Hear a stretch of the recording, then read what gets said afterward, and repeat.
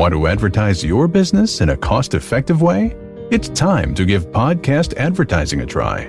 Research shows a high rate of podcast listeners made a purchase as a result of an ad they heard on a podcast. Visit podbean.com/brands to launch a cost-effective podcast advertising campaign in minutes.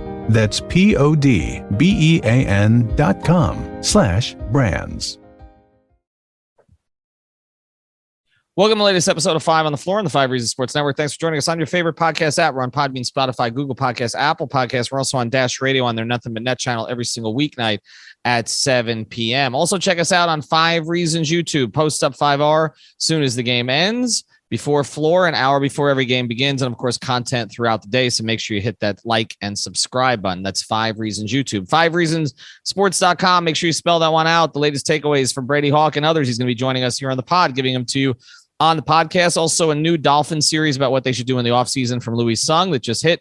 We do not have a paywall. Also, check out the great sponsors of the 5 Reasons Sports Network. So many of our sponsors are local here in South Florida. Brady Hawk's appearance today is brought to you by our friend Eric Rubenstein, the official personal injury attorney of the 5 Reasons Sports Network. Eric went to St. Thomas down here in South Florida. He's a South Florida resident. He's a big Heat fan, but he's a great personal injury attorney, and that's the most important thing here. He can handle car accidents, slip and falls, medical malpractice, and more. You can check him out on Instagram at Ask About Me, I Got You. Ask About Me, I Got You. I will tell you, I promise you, I know there's some entertaining personal injury attorneys out there. This is the most entertaining Instagram account. So check it out. Ask About Me, I Got You. But again, more importantly, he will help get you your money. 954-829-ERIC. That's 954-829-ERIC. That's Eric Rubenstein, the official sponsor of Brady Hawk's appearances here on 5 on the Floor. And now, tonight's episode. Down to Biscayne. Yikes. 5 on the floor. Ride for my dogs. Where here's the thing. You can check the score. Hustle hard, couple scars, wearing rubber frauds. Just like Butler said, you in trouble, y'all. Kept the floor playing. Got it all band. Y'all seen the block. Stop with one hand. And Pat we trust. It's power, have the guts. We're here to bring the heat. Y'all can hang it up. Welcome to 5 on the Floor, a daily insider show on the Miami Heat and the NBA, featuring Ethan Skolnick, Greg Sylvander, and Alex Toledo, plus others from the 5 Reasons Sports Network.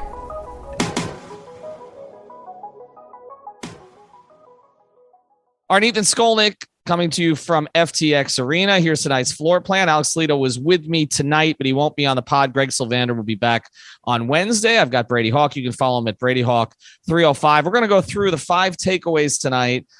After the Miami Heat lose to the Dallas Mavericks, they fall to 37-21 on the season. They lose 107-99. I just came out of the post-game press conferences that included Jimmy Butler and Kyle Lowry, so we'll get to some of that.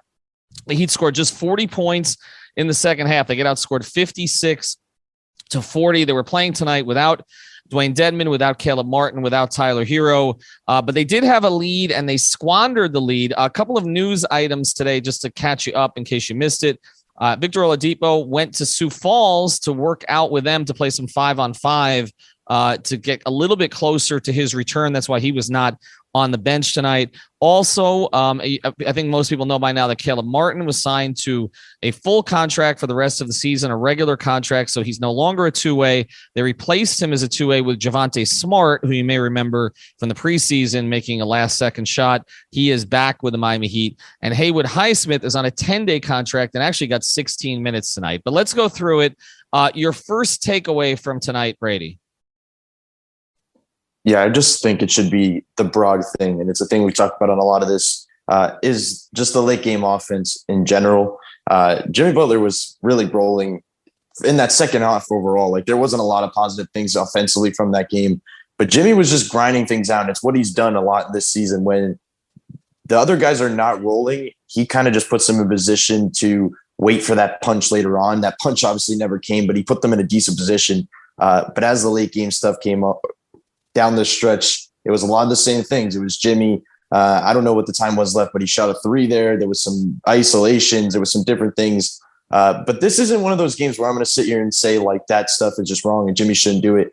It's more that they didn't have that second punch. And we can talk about Bam later on, but I'm looking on the floor and I'm looking at Gabe was 0 for 7 from 3. PJ's obviously not that offensive threat late in the game. Kyle's kind of deferring, and Bam Adebayo is obviously not getting the ball down the stretch in that game. That one's not on Jimmy in this late game offense. It's just looking around and saying, we do this a lot when a certain guy's out, but Tyler was missed in this one because he's getting shots up in this type of game. He's going to get the ball and kind of defer and allow Jimmy to mix things up. This was just the same thing overall, stagnant offense. The sets all changed. I think this was the biggest tale of two halves because my takeaway early on was their offense looked really good. Like the sets they were running, everything was flowing. They were getting everybody involved, even when the shooting wasn't there. But 7% from three in the second half, I think will do it. Like we could talk about late game offense, but when you're shooting that poorly, you're 1 for 14 from 3.5. Like you're just not putting yourself in a position to win. But there was one thing tonight. I'm with you that I wouldn't blame this on Jimmy, but I think we see a limitation of Jimmy late in games. And this is something they're going to have to figure out with someone else helping him. And maybe it's Tyler if he plays, and maybe it's Oladipo. Okay. But the Mavericks switch size onto him. And this has been a consistent problem late in games. Okay. It was a problem with Milwaukee last year, and it was a problem with Toronto. It's been a problem. And he was asked about it after the game, and he didn't give the most direct answer on it. I will say Spoelstra did. Spoelstra said more teams are going to do this. And look, he said not a lot of teams can, but actually there are some teams that can, or at least they have enough personnel to do it. And we saw it with Dallas. They put, Kleber on him. The only small guy they had on the floor was Brunson. So they weren't going to switch anybody small onto Jimmy. And that is when Jimmy has problems. It doesn't necessarily have to be a long athletic player, but just size in general. He has difficulty finishing over late in games. They needed somebody to create this kind of space. And I don't want to give away one of your later takeaways, but I thought it was a little odd that we didn't see Duncan at all in the last 8 minutes of this game. I know he didn't really give them a lot offensively, but I didn't think he was bad defensively early in the game. He was 1 of 5 from 3.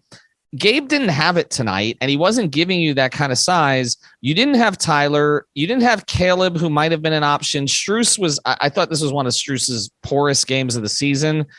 So if there was ever a time Duncan was going to give you kind of a little bit of relief space there, it was in this game. And not to see him for the last few minutes, I was a little bit surprised by that. But we'll pivot. I want to go to your number 2.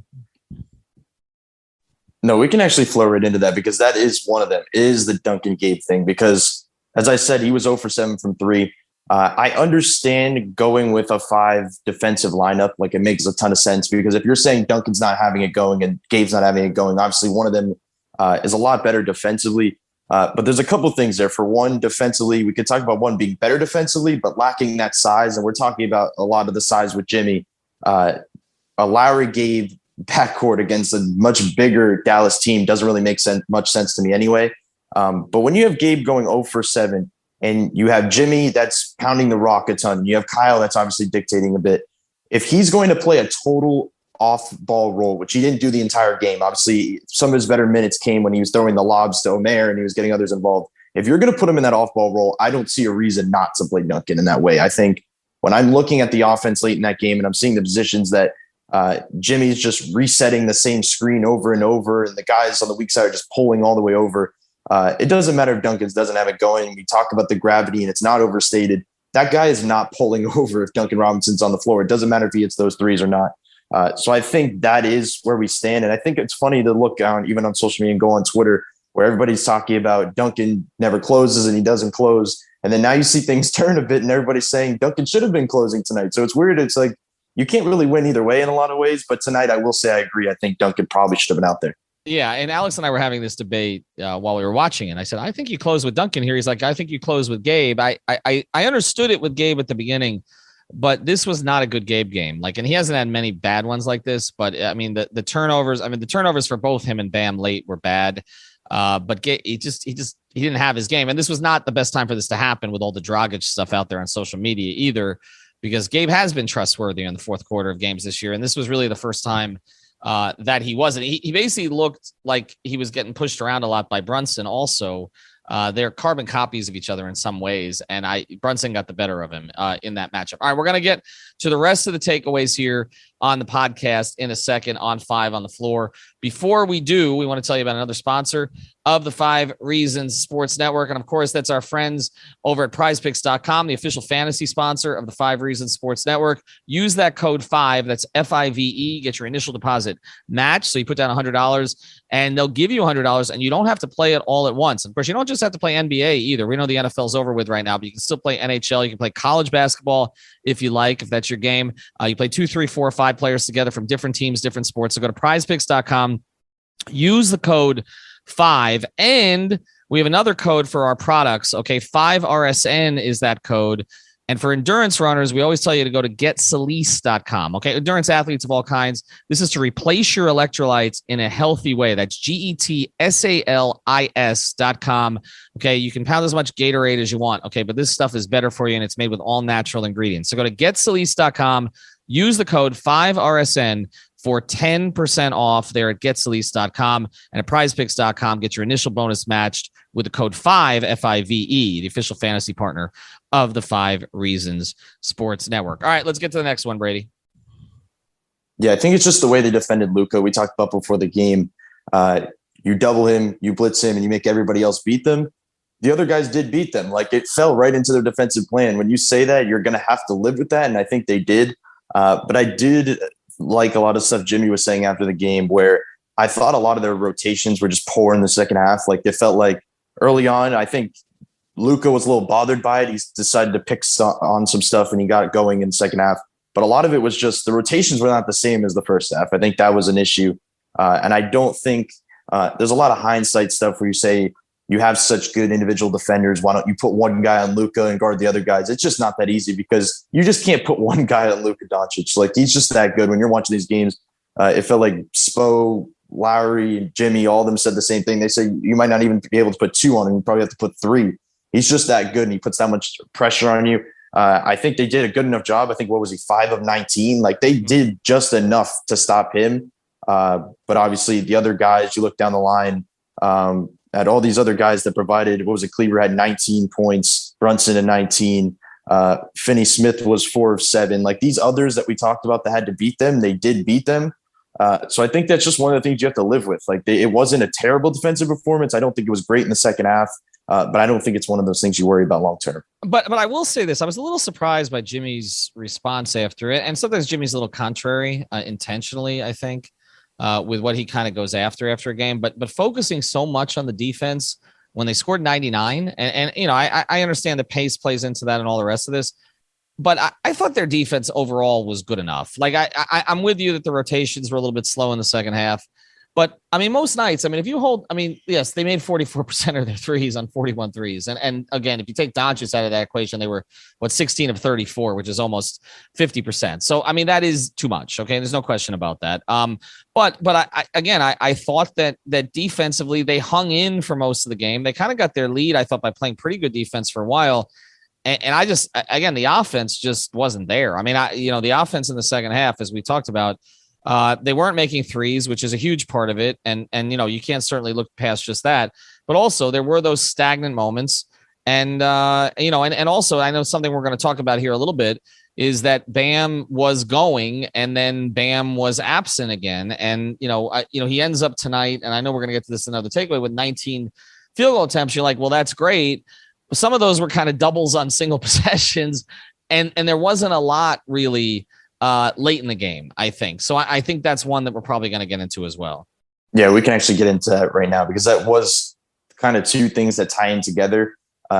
He was having a really good start. Like, it was one of those things where he was just going. Like, we talk about all the time about before, is he going to stretch out even more? It feels like now we're seeing the direction that he's going, is that he is an inside player. He's a guy that's going to play off the dribble. He's going to beat you off a face-up. There was the one play early in the game where they ran a Jimmy and Bam inverted pick and roll, and Bam just got right by Dwight Powell and laid it in. Like, that was the stuff that makes you look in a certain direction. But I think just how good Bam is in those spots almost hurts when a guy subs in for him, the stuff they run. And the reason I say that is because you look in the third quarter, I've brought this up before, and it's that Omer Yurtseven, they try to use him almost like Bam too much, and it gets them in trouble. I think in that third quarter when things were going downhill, Omer did not have a great third quarter stretch. Like there was a couple times where I think there was the time when he had the strip down low where Brunson came over, and there was a couple of things that just did not work well. But I'm not even putting that all on Omer. Like there was just too many times that they're putting the ball to him in the middle of the floor and making him like almost make Bam-like decisions. You kind of have to adjust with the big man that's in there. And I think that kind of got them in trouble. Bam came back in. And as you mentioned, that's the other part of this. First of all, 19 shot attempts in a game that we're sitting here discussing he wasn't aggressive down the stretch is pretty crazy to say. Like if we're talking about a positive thing to take away from this, if we're talking about non-aggressive late in games and he has 19 shot attempts, 2 shy of his career high, right. It's pretty impressive what he's been able to do. But it is something because, like we said in the first takeaway, it's just a lot of Jimmy. I think you'd want to see Bam get the ball a little bit more, maybe run some of the same stuff, run some Jimmy Bam pick and rolls and get Bam in the pocket. But it seems like when they do run Jimmy Bam pick and rolls, it's kind of Jimmy just going all the way and they're kind of worried about Bam anyways on the roll. So it's interesting. I don't really know where to go with that. I think there's some things to go either way, but 19 shot attempts just makes me not going to go total crazy about Bam late in the game. Yeah, I know. We're getting a little spoiled with it. There were definite aggressive moments. I mean, he had 21-12, 3 assists, just 1 turnover and 2 blocks. I mean, and he was the only player other than Jimmy who was not a negative in this game. Okay, so I mean, he did enough. I just still feel like there's another layer to unlock. And one of the things we talked about, and I can't even remember what episode, we've done so much content lately, but one of the things that Greg and I spoke about the other day was that kind of the next step here is Jimmy kind of trusting Bam to be more of the guy late in games instead of what we saw late in the game today, which was, again, more of kind of Jimmy against the world. And look, without the Jimmy against the world stretches tonight, they're not in this game at the end. So I get it. You got to take the good with the bad there also. But I still think that the next layer for this team is being able to play through Bam more consistently late. And they couldn't just, sort of spam the dribble handoff because they didn't have anybody out there to do it with. They didn't have any shooters. All right, I think you got one more, so we're going to get to it here in a second. Before we do, I want to tell you about one final sponsor of this episode, a great sponsor of the 5 Reasons Sports Network, our friends over at CPT of South Florida, who've been providing small and medium businesses with the technology they need for decades. They specialize in cloud-hosted phone systems and managed IT. They can do everything for you, though, like this, your entire shop, okay? Whatever you need for IT security, reach out to TJ at 954-966-2766. That's 954-966-2766. Give them a call there or check out cpt-florida.com. That's cpt-florida.com. They got a promotion, 25% off cloud phone service, including free phones and the first 2 months of service free. That's 25% off cloud phone service, including free phones and the first 2 months of service free. Check out cpt-florida.com, 954-966-2766. Deal with an owner, not just a salesperson. Again, cpt-florida.com. All right, bring us home, Brady. All right, I'm going to go in a little bit of different direction on the last one, and I actually want to get your opinion on it because I know you were tweeting about it a little bit.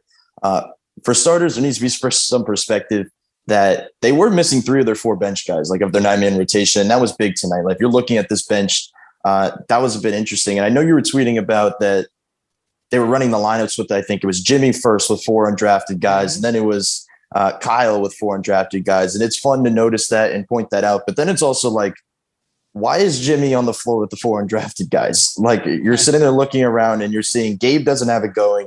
Max Strus doesn't have it going. Highsmith gave them a little bit, but obviously there's some limitations there. And I think the other guy in that lineup was Omer.